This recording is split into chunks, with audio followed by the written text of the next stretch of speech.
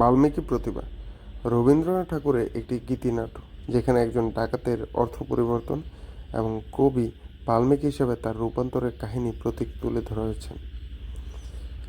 নাটকের কেন্দ্রীয় চরিত্র রত্নাকর, যিনি শুরুতে একজন ডাকাত, সমাজবিরোধী ও সহিংস জীবনযাপন করে, কিন্তু ধীরে ধীরে তার ভেতরে নৈতিক জাগরণ ঘটে। এই নাটকের মূল বিষয় হলো পাপ থেকে প্রায়শ্চিত্ত এবং আত্মশুদ্ধির মাধ্যমে পরিবর্তন।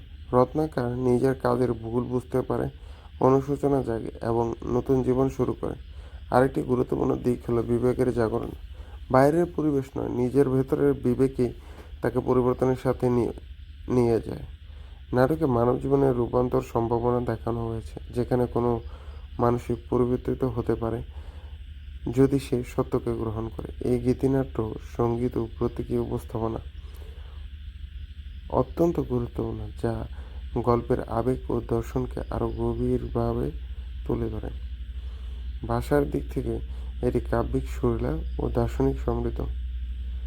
মূল ভাবনা: পাপ থেকে প্রায়শ্চিত্ত, আত্মশুদ্ধি ও পরিবর্তন, বিবেকের জাগরণ, মানব জীবনের রূপান্তর, নৈতিক আধ্যাত্মিক উন্নতি। সংক্ষেপে বাল্মীকি প্রতিভা গীতিনাট্য